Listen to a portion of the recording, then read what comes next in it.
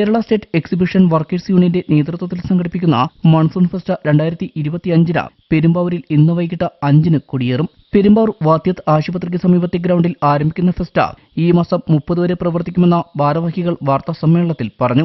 ഇപ്പോൾ ഈ വർഷമായിട്ടാണ് ഇത് തുടങ്ങുന്നത്. നേരത്തെ നമ്മൾ കോവിഡ് സംബന്ധിച്ച് ഞങ്ങൾ ഒരുപാട്, കാരണം പല ആൾക്കാരും നമ്മൾ മരണപ്പെടുകയോ മറ്റുള്ള കാര്യങ്ങളൊക്കെ ചെയ്തു. അപ്പോൾ അന്ന് നമ്മൾ കൊല്ലത്ത് ഇത്തരത്തിലൊരു എക്സിബിഷനുകൾ ആരംഭിച്ചിരുന്നു. സ്പെഷ്യൽ പെർമിഷനോടുകൂടി ബിസിനസ് ടു ബിസിനസ് ആയിട്ട് എക്സിബിഷനുകൾ ആരംഭിച്ചിരുന്നു. അത് കഴിഞ്ഞ് പിന്നെ വടകര നടത്തി, ആലത്തൂർ നടത്തി. അപ്പോൾ അതിൽ നിന്നൊക്കെ ഒരുപാട് മാറ്റങ്ങളുണ്ടായി.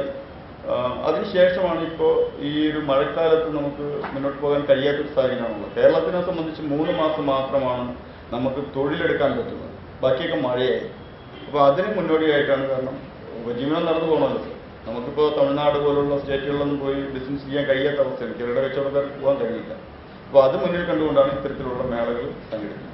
വ്യാപാര വിപണന സ്റ്റാളുകൾ, ഫുഡ് കോർട്ട്, കുട്ടികളുടെ ചിൽഡ്രൻസ് പാർക്ക്, ഗോസ്റ്റ് ഹൌസ്, കാർഷിക ഉൽപ്പന്നങ്ങളുടെ വിപണന സ്റ്റാളുകൾ, കേരളത്തിന്റെ തനത് നാടൻ മാമ്പഴങ്ങളുടെ വിപണനം എന്നിവ ഉണ്ടാകും. സ്റ്റാളുകൾ ദിവസവും രാവിലെ 10 മുതൽ രാത്രി 10 വരെയാണ് പ്രവർത്തിക്കുക. പ്രവേശനം സൗജന്യമാണ്.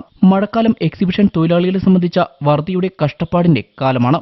ഉത്സവം, പെരുന്നാളുകൾ, മേളകൾ, എക്സിബിഷനുകൾ തുടങ്ങിയ സ്ഥലങ്ങളിൽ സ്റ്റാളുകളും അമ്യൂസ്മെന്റ് പാർക്കും നടത്തി ഉപജീവനം നടത്തുന്ന തൊഴിലാളി കുടുംബങ്ങൾക്ക് മഴക്കാലമായാൽ വറുതിയുടെയും കഷ്ടപ്പാടിന്റെയും ദിനരാത്രങ്ങളാണ്.